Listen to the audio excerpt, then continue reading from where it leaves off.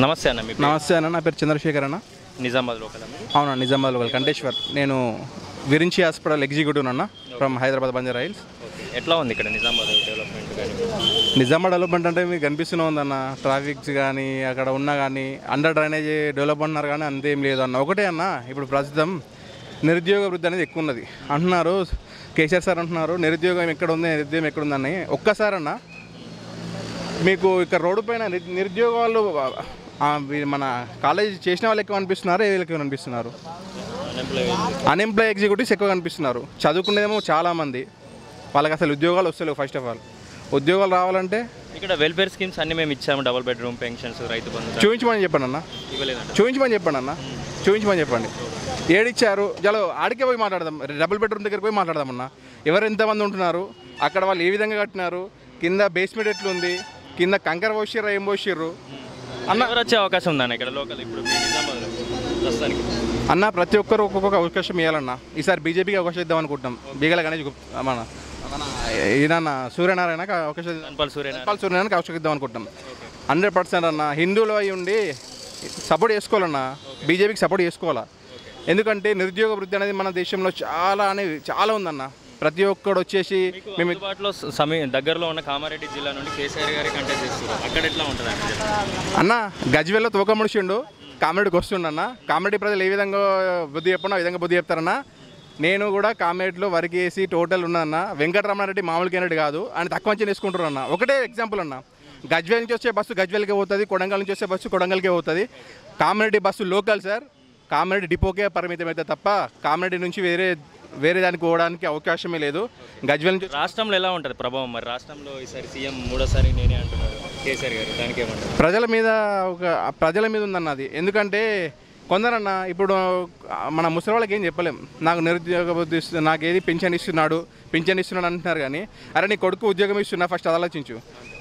నీ కొడుకు ఉద్యోగం ఇస్తున్నా, నీకు ఇచ్చే 3-4 వేల పింఛన్ గురించి ఇట్లా స్టేట్లో ఎవరు అంత పోటీదారుడు కేసీఆర్కి, ఎవరు కొట్టేవాడు ఎవరు మీ అంచనా ప్రకారం? స్టేట్లో అంటేనే బీజేపీకి 100% ఉందన్న. సీట్లు ఇన్ని వస్తాయి అన్నీ వస్తాయని నేను చెప్పలేను, బట్ తగ్గ ఫర్ అంటే బీజేపీ అన్న. కాంగ్రెస్కి ఒకసారి అవకాశం ఇచ్చినామన్నా, టీఆర్ఎస్కి ఒకసారి అవకాశం ఇచ్చాడు, బీఆర్ఎస్ చేసిండు. మన ఆయన ఎడిపోతా అని చెప్పి బీఆర్ఎస్ చేసిన మనకు తెలియదు, అది చేసిండు. మరి ఒక్కసారి బీజేపీకి చాయిస్ చూద్దామన్నా. మీకు అదనంగా ఇప్పుడు బీజేపీ వాళ్ళకి పవన్ కళ్యాణ్ గారు కూడా మద్దతు ఇవ్వడం జరిగింది తెలంగాణలో. అవునన్నా, పవన్ కళ్యాణ్ సార్ మద్దతు ఇస్తున్నారు, అటు ఆంధ్రాలో ఇస్తున్నారు. అన్న నిరుద్యోగులు పవన్ కళ్యాణ్ ఇస్తున్నా. ఒక్కసారి ఆయన స్పీచ్ ఒకసారి వినండి అన్న. ఆయన దేని గురించి మాట్లాడుతున్నాడు, ఏ పద్ధతిగా మాట్లాడుతున్నాడు, దేని గురించి మాట్లాడుతున్నాడు, మన యువత మొత్తం ఒకసారి ఆలోచించాలన్న. యువత గురించి ఆయన మాట్లాడుతున్నాడు, మన ప్రజల గురించి ఆయన మాట్లాడుతున్నారన్న. మద్దతు ఇస్తున్నారు అంటే కొందరు ఉన్నారు, ఆయన ప్యాకేజ్ స్టార్ని వేసారు. మరి మీరేందో ప్యాకేజ్ స్టార్లు కాదా, మరి మీరు చేసింది ఏంది? మీరు కూడా నటనకయ్యే ఇక్కడికి వచ్చిర్రు, నటనకించేట్టు పోయిర్రు. మరి ఆయనను యువత గురించి మాట్లాడాను, మీరు ప్యాకేజ్ స్టార్ చేసిర్రు. మీరు వస్తున్నారు, మన బీఆర్ఎస్ నాయకులు వచ్చినప్పుడు మస్తు మంది వస్తారు. మస్తు మంది ఎట్లా వస్తారు మాకు తెలియదా? పబ్లిక్ వాళ్ళు వచ్చినప్పుడు వాళ్ళు ఎట్లా వస్తారో తెలియదా? కానీ వాళ్ళకి ఎప్పుడు తెలుసా అన్న? థర్డ్ రోజు తెలుస్తుంది. రిజల్ట్ రోజు ఒక్కొక్కరు ఇంతమంది వచ్చిర్రు, మరి మన రిజల్ట్ ఏమైందని చెప్పి వాళ్ళకి ఆ రోజు దెబ్బ తిరిగేదన్న. ఒకటన్నా, కేసీఆర్ కామెంట్ నుంచి పోటీ చేస్తున్నాడు, తోక ముడుచుకొని మళ్ళీ గజ్జలకి ఓడు 100% ఫిదా అన్న. ఒకటే చెప్తాన్నా, కేసీఆర్ ఎడ భయపడుతున్నా అనేది. చలో గజ్వేల్ పిలుపుకి రమణారెడ్డి ఇచ్చినప్పుడు అరెస్ట్ చేసి బిచ్చుకొంద పోలీస్ స్టేషన్లో అతను వండి పెట్టారన్న రమణారెడ్డిని. పోతే ఏమవుతుంది? నువ్వు డెవలప్ చేసిందే కదా గజ్వేల్, నీ డెవలప్ గురించి చెప్తాను పోతున్నామో. మరి అక్కడ లొసుగులు ఉన్నాయి కాబట్టి కదా. నువ్వు ఎంత మెజార్టీతో వస్తా అనుకుంటున్నారు బీజేపీ స్టేట్లో అన్న? స్టేట్ ఎన్ని సీట్లు వస్తాయి? లాస్ట్ టైం కంటే ఈసారి పుంజుకుంటాను బీజేపీ అంటే అన్న. ఒకటే అన్న, నా తరపు నుంచి మీ మీడియా సోదరుల తరపు నుంచి ఒకటే అన్న, యువత మేలుకోండి, యువత ఆలోచించండి, ఎవరికి వేస్తున్నామో ఏందని ఆలోచించండి. 5 సంవత్సరాల పాలన మీ చేతిలో ఉన్నది. అనవసరంగా మీ ఉద్యోగాలను మీరు దూరం చేసుకోకండి. వాళ్ళు చెప్తున్నది ఏమి చేసింది లేదు. యువత మీరు మీ ఇంట్లో మీరు చెప్పిన మీ అమ్మ నాన్న మీ మాటినారండి. యువత మీకు ఉద్యోగాలు రావాలంటే 100% యువత మేలుకొని 100% మీరు ఓట్లు అనేది ఏ వరకు వేయాలో ఆలోచించుకొని వేసుకోండి. మళ్ళీ మేము గదే వేస్తాము, గదే గొర్రెలు పెంచుకుంటాము, బర్రెలు పెంచుకుంటాము అంటే ఈ ప్రభుత్వానికి వేయండి. ఉద్యోగాలు అంటే బీజేపీకి వేయండి. జై హింద్. నమస్తే సార్. నా పేరు అఫ్రోజ్ అండి. ఇక్కడ లోకల్ అండి, నిజామాబాద్ రూరల్. ఎలా ఉంది డెవలప్మెంట్ అయితే ఏం లేదండి. ఇక్కడ కేవలం మాటలు చెప్పి దోచుకున్నాడు తప్పిస్తే ఇంకేం లేదు. ఇక్కడ నీళ్ళు నిధులు నియామకాలు అని చెప్పి మమ్మల్ని అందరినీ కూడా యువతని నట్టేయటం ఉంచాడు కేసీఆర్. ఈసారి మాత్రం చేంజ్ కోరుకుంటున్నాం. ఎవరున్నారు రూరల్లో మరి రూరల్లో దినేష్ కులాచారి గారు ఉన్నారు. సో ఆయనను మాత్రం గెలిపించుడు పక్కా. ఎందుకు ఎందుకు ఇప్పుడు ఒకటి చెప్తా సార్, నేను ఉస్మానియా నుంచి నేను ఎంబీఏ కంప్లీట్ చేసిన. ఉద్యోగాలు వస్తాయని అప్పటికెళ్ళి చూస్తున్నా, కానీ ఇప్పటిదాకా ఒక్క నోటిఫికేషన్ లేదు. నోటిఫికేషన్ వేసినా కానీ దాని రిజల్ట్, ఎగ్జామ్ రాసిన రిజల్ట్ ఇయ్యరు. గ్రూప్ 1 రాసిన, 2 సార్లు గ్రూప్ 1 రాసిన. ఇప్పటిదాకా గ్రూప్ 1 రాసిన 2 సార్లు క్యాన్సిల్ చేసిండు. అంటే మేము ఎట్లా కనిపిస్తున్నాం కేసీఆర్కి? ఫస్ట్ టీఎస్పీ ప్రక్షాళన, మళ్ళీ మొన్న ఏమంటాడు కేటీఆర్ ప్రక్షాళన చేస్తా అంటే చెప్తాడు. అంటే మేము ఎదవాళ్ళు లెక్క కనిపిస్తున్నామా? ఈసారి ఏందో మా యువత యొక్క తడాకా మేము చూపిస్తాం. ఖచ్చితంగా కేసీఆర్ని గద్దె దింపి ఇంటికి పంపిస్తాం. ఇక్కడ మూడోసారి నేనే సీఎం అంటున్నాడు. పక్కన బీజేపీ ఇప్పుడు పవన్ కళ్యాణ్తో అలయన్స్ అయింది. దాని ప్రభావం ఎట్లా ఉంటుంది? పవన్ కళ్యాణ్ గారి ప్రభావం అయితే ఖచ్చితంగా ఉంటుంది. ఇక మూడోసారి సీఎం అంటుండగా క్వార్టర్ వేసి చెప్పినట్టున్నాడు. సో క్వార్టర్ ద్వారా అని చెప్తాను నేనైతే. పోటీ ఎక్కువ ఉంటుంది, బీజేపీ బీఆర్ఎస్ పోటీ ఎక్కువ ఉంటుందా కాంగ్రెస్తో బీఆర్ఎస్? ఇక పోటీ ఏముండదు, war one side. BJP decide అయిపోయింది ఆల్రెడీ. వార్ వన్ సైడ్ అయిపోయింది ఆల్రెడీ.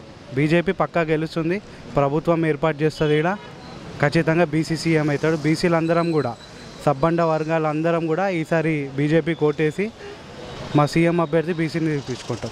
ఎట్లా ఇక్కడ మంచిగా ఉన్నదా? పింఛన్ ఇస్తున్నారా? ఏ ఊరు మీది? ఏ ఊరు? మాది మహారాష్ట్ర. కేసీఆర్ ఎట్లున్నది? కేసీఆర్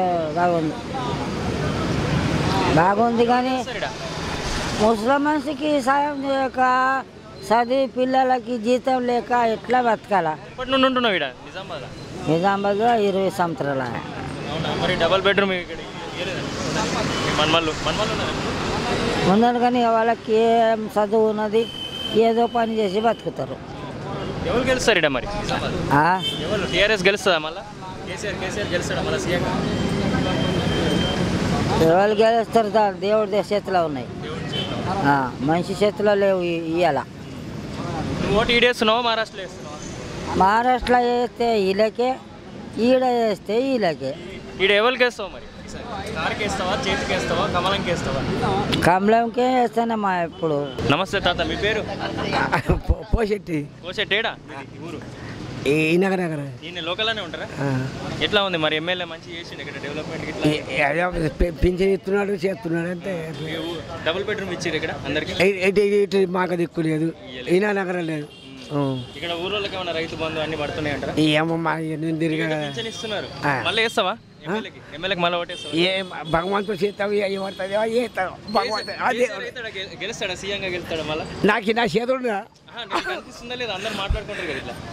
ఏం మాట్లాడలేదు, మూడోసారి సీఎం. 3 సార్లు మాట్లాడలేదు. ఎవరు గెలుస్తారు మరి? ఈశ్వరుడు. ఈశ్వరుడు. ఇంతకన్నా నువ్వు మాత్రం వేస్తావు?